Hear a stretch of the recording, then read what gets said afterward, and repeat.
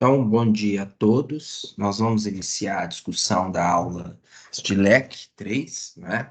Conforme eu prometi para vocês. Então, nós vamos passar geral sobre a disciplina aqui, conforme nós conversamos. Então, vai ser mais informal, né? No sentido que a gente já falou um pouco. Esse material que eu peguei da professora Larissa, né, que ela também dá aula de LEC 3, e a professora Juliana também tem um material semelhante, porque, e os outros professores, professoras Miriam, né, porque a equipe elaborou um material, né? Então, nós vamos lá. Eu agradeço já de mão a Larissa por ceder o material dela, né? Então, o LEC 3, conforme a gente discutiu, nós temos aí três partes principais que caracterizam as práticas. Então, nós temos as práticas de bioquímica, as práticas de microbiologia e as práticas de transferência de massa. Teremos três práticas de cada um desses assuntos durante o curso, né? Nós veremos provavelmente inicialmente bioquímica, depois transferência de massa, depois microbiologia. Provavelmente essa sequência, né? Então a seta estaria no sentido contrário aqui. Nós vamos conversar isso e ajustar com outro professor para a gente ter a mesma sequência para todas as turmas. Então, só um adendo, mas independente qual que for na sequência, o importante é você ver essas práticas. Então, tá aqui a práticas, né? Então, essa prática aí a primeira parte de bioquímica é uma parte enzimática. A prática um está associada à determinação de parâmetros cinéticos, a 2 avaliar a influência do pH, a 3 o aspecto da influência da temperatura. E o segundo módulo, nós vemos transferência de massa, né? Então, nós vemos um transferência de massa convectivo, num processo que nós temos aí a movimentação de um gás, né? E isso vai gerar uma convecção e vai ter uma transferência de massa. Nós temos um processo de difusão do líquido no gás e uma prática que vai falar da difusividade em líquidos usando, tem um sistema de membrana, então ele vai passar de um lado para o outro, né, a solução salina. Essas práticas, a gente vai discutir elas não hoje, mas só para vocês terem ideia do que são as práticas. E no terceiro módulo, nós vamos ver a parte que envolve micro-organismos. Então, nós vamos aprender a preparar meios de cultura, porque tem o aspecto de evitar contaminação, detalhes da composição, etc. Como que faz a manutenção desses micro-organismos e como que a gente avalia eles no microscópio, né, em termos de contagem, em termos de outros aspectos aí. Então, basicamente, essa que vai ser o conjunto de práticas que vocês vão ver ao longo do curso que a gente já comentou. Esse trabalho, né, a gente tem aí um compromisso com vocês, né, de fazer a disciplina ocorrer de uma certa forma, e que é comum, todos os outros professores seguem a mesma. Então, nós temos as aulas expositivas, como essa que vocês estão vendo aqui. Vocês vão fazer as práticas, vão apresentar seminários dessas práticas e relatório. Então, isso aí significa que é um trabalho em grupo. Está planejado, então, 60% dos pontos nos relatórios e 40% dos pontos nos seminários, né? E, como qualquer outra disciplina, você vai ser aprovado se você tiver 60 e anota a quantidade de seminário que tem, né? Dividido pelo número vezes 0,4, vai te dar a proporção de notas de seminários. E a nota em relatório, relatório dividido por número sobre 4. A princípio, nós temos aí o quê? 3 seminários e 3 relatórios. Desculpe, 3 seminários e 9 relatórios, porque é um relatório para cada prática daquela, né? Então, nós temos 3 práticas de enzima, 3 de transferência de massa e 3 de microbiologia. Então, dá 9 práticas. E seminário é um por grupo. Então, um na parte de enzima, um na parte de transferência de massa e um na parte de microbiologia. A, essa, essa disciplina, então, é primordial que vocês tenham o quê? Que vocês tenham a presença nas aulas. Então, se você tem alguma falta não justificada, você vai perder a nota daquele relatório, tá? E, a perda também, os membros não participando da apresentação, também vocês perdem nota, né, no relatório, e tem que usar jaleco, não pode ir para o laboratório sem jaleco, é uma norma de segurança, né? Assim como usar jaleco, evitar alimentar e beber líquidos na aula. Então, a gente tem aí deixar o material lá do lado de fora, nos escaninhos que tem. Então, a gente tem aí essas normas a serem seguidas, porque um dos aspectos da disciplina é o trabalho em equipe, o trabalho em grupo, né? Então, a gente tem que tomar certos cuidados, né, nesse sentido, deixar o laboratório do jeito que a gente achou, então, fazer uma prévia limpeza dos recipientes que a gente acharam limpos, deixar eles limpos lá na pia para secar. Então, a gente tem que ajudar um pouco essas atividades. Então, essa que é a nossa discussão, tá? Então, isso que eles chamam aqui de contrato didático, né?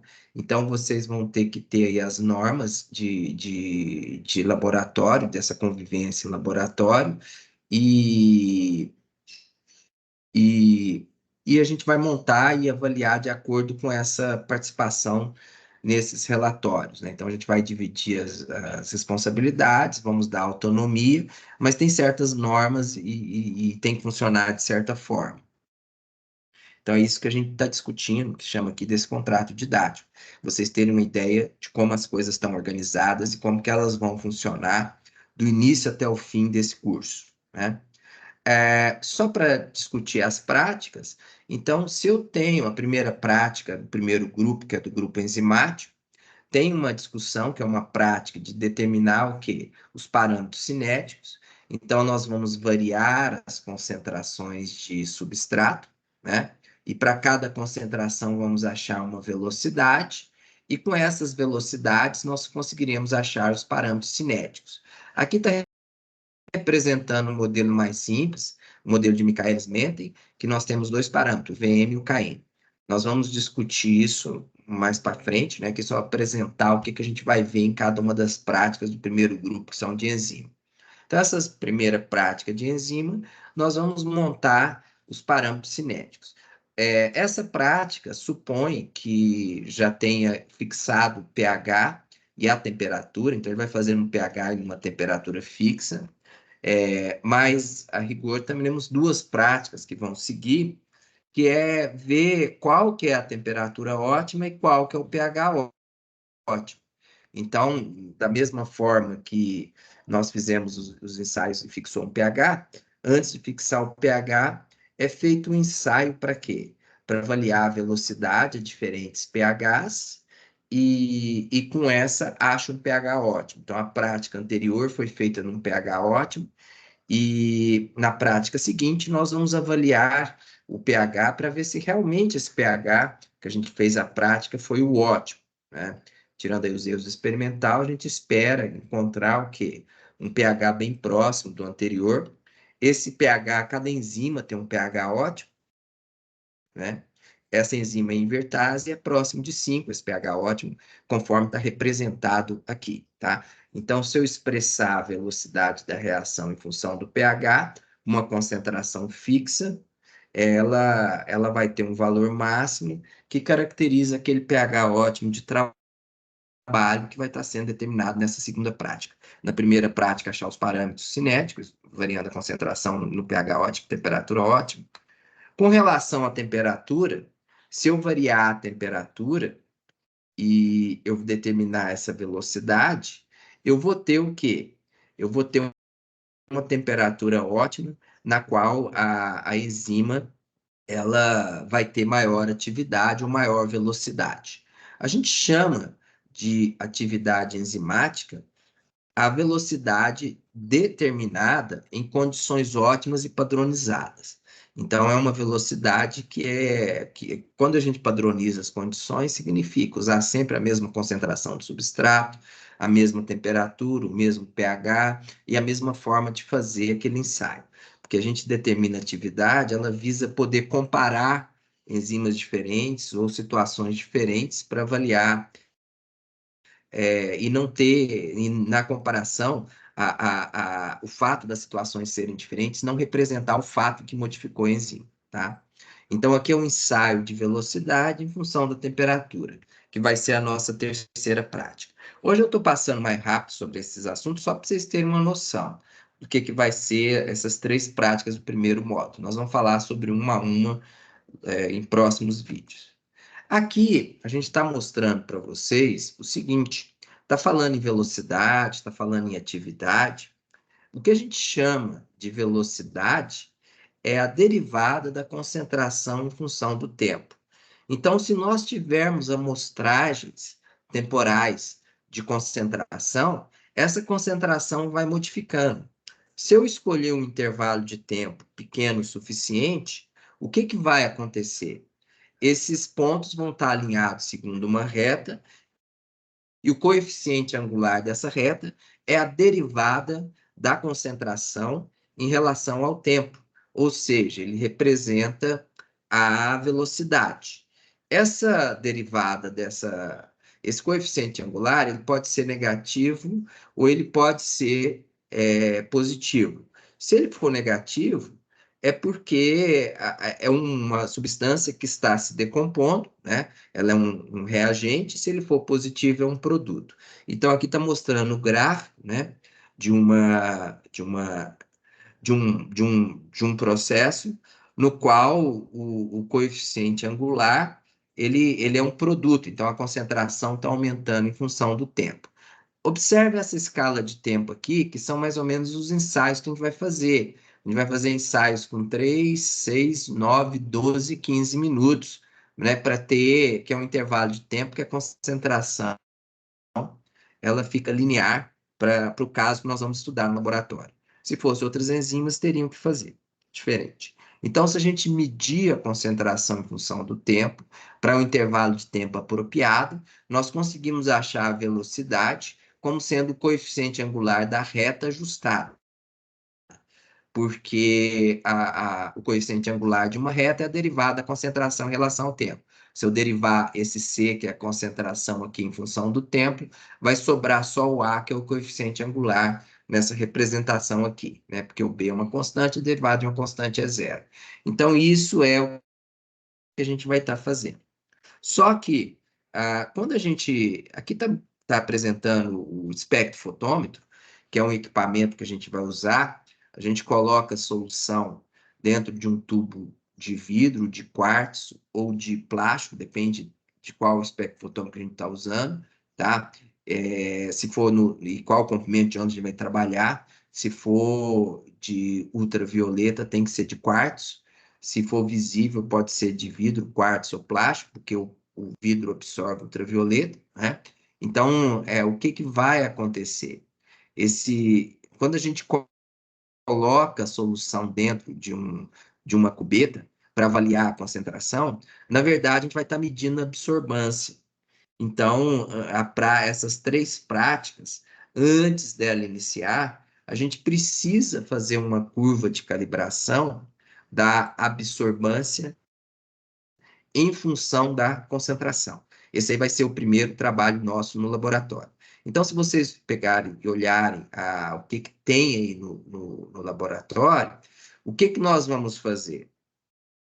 As nossas amostras aqui não está representado toda a sequência, né?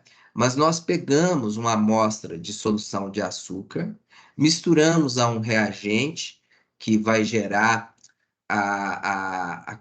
que vai gerar um produto que é absorvido num certo comprimento de onda, que aqui está escrito 540. Então, a gente vai trabalhar com esse produto, é o DNS, o ácido nitrosalicílico, tá? Então, o que vai acontecer? Nós colocamos 0 ml da nossa amostra, 0,1 ml de DNS, e aí o que a gente faz? Coloca isso num banho de água quente, que então estaria anterior a essa etapa aqui, aí deixa lá por 3 a 5 minutos, depois coloca no banho de resfriamento, E aí, esse material, ele é colocado dentro de um tubo que tem esse formato aqui. Ele tem, então, uma região mais espessa aqui, uma região mais, um bulbo aqui, uma região mais, de volume maior, uma constrição e depois fica maior. E ele tem duas marcações aqui, de 12,5 e de 25 ml. Então, ele está falando que a gente vai usar de 12,5. Então, quando você coloca a amostra e coloca meio ml de amostra e 1 ml de reagente e coloca no banho de água quente, ele vai gerar uma reação que o espectrofotômetro consegue quantificar. Então, é isso que a gente vai estar fazendo, né? Então, o que que a gente vai fazer? Depois que ele quantificou, depois que a gente fez essa reação, vai resfriar a amostra. Então, ela está aqui sendo resfriada. Depois que ela foi resfriada, a gente tem que completar com água até a marca dos 12,5, então a marca dos 25. A gente vai marcar 12,5 porque padronizou na prática com 12,5, tá? Dependendo do que a gente estivesse fazendo, podia ter feito de forma diferente. Então, o que que a gente vai ter? Depois que fez colocou meio ml de amostra, esse meio de ml de amostra, colocou 1 ml do DNS, colocou no banho de água quente, aí deixou de 3 a 5 minutos, colocou no banho de gelo, depois que colocou no banho de gelo, completou com água até a marca de 12,5, depois que completou com a marca de 12,5, colocou naquele tubinho lá chamado cubeta, essa amostra, então colocou nessa cubeta aqui, aí o que que fez? Abriu esse compartimento do espectro fotônico, que está regulado a 540 nanômetros, e fez a leitura da absorbância. Então, a gente vai ter valores de absorbância para diferentes amostras. Se eu pegar amostras que eu conheça a concentração de sacarose, ou desculpe, de glicose, porque eu as soluções de glicose, eu vou ter a concentração, e para cada concentração eu tenho a leitura da absorbância que o aparelho me dá. Então, aí eu consigo construir uma curva de calibração que relaciona absorbância com concentração.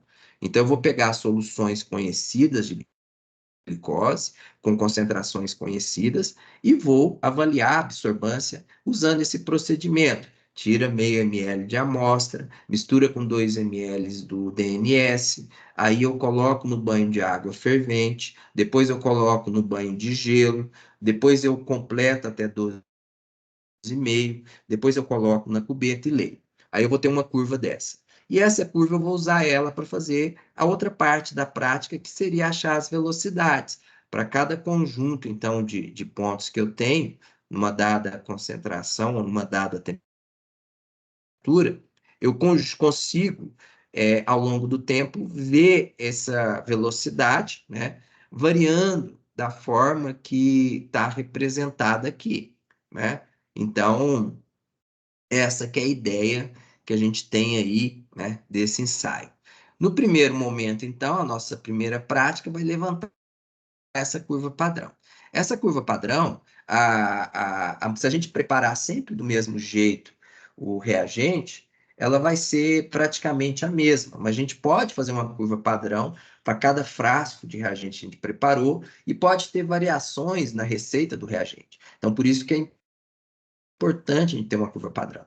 Esse comprimento de onda aqui também do equipamento, ele é característico para cada tipo de reação específica.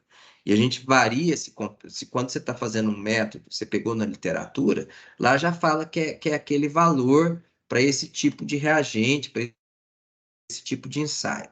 Mas se você for padronizar um método novo, você vai pegar o equipamento e vai variar até achar o ótimo para aquela região.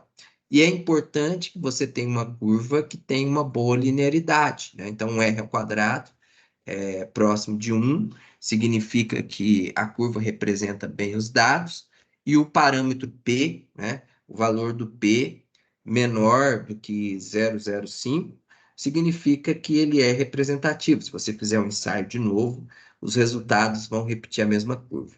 Então, você tendo uma curva boa, você pode usar. Então, nossa primeira prática vai ser determinar a primeira parte da prática vai ser determinar essa curva de calibração. A próxima já faz isso. Depois, na sequência, a gente vai achar como que a concentração influi na velocidade, e vai achar os parâmetros Km e Vm do modelo, que é aquela primeira prática. Depois vamos ver como que o pH influi na velocidade com concentração fixa, vamos achar o pH ótimo, e depois vamos ver como que a concentração, como que a temperatura influi na velocidade para uma concentração fixa. Aí vamos achar a temperatura ótima da enzima. Então, essa que é fecha o nosso primeiro bloco de prática, tá? Espero que vocês tenham gostado. Lá no Teams, tem lá no SEI as nossas datas dos seminários, né? Então, tem aqui o plano de ensino da disciplina, e consta aí as datas, né, que a gente comentou com vocês já em sala de aula, né? Então, consta aí os horários, quando que vai estar entregando esses módulos, e a gente vai seguir de acordo com essa dinâmica. E tem lá também o roteiro das práticas, né? Nós vamos discutir no próximo vídeo melhor esses roteiros, mas tem um roteiro aí de todas as práticas, né, que a gente vai estar fazendo, né? Então, essa aí é a primeira, variando a concentração, já considerando o pH ótimo, a temperatura ótima. A segunda, determinando aí o pH, a influência desse pH, né? E a terceira, determinando, então, a influência da temperatura. Então, é isso que nós vamos estar fazendo nas próximas semanas, nesse primeiro módulo que descreve um leque enzima. Por hoje é isso. Qualquer coisa, vocês comentem comigo, né? Nós estamos aí à disposição, então, para estar tirando dúvidas e mais detalhes, né, dessa parte desse laboratório. Obrigado a todos.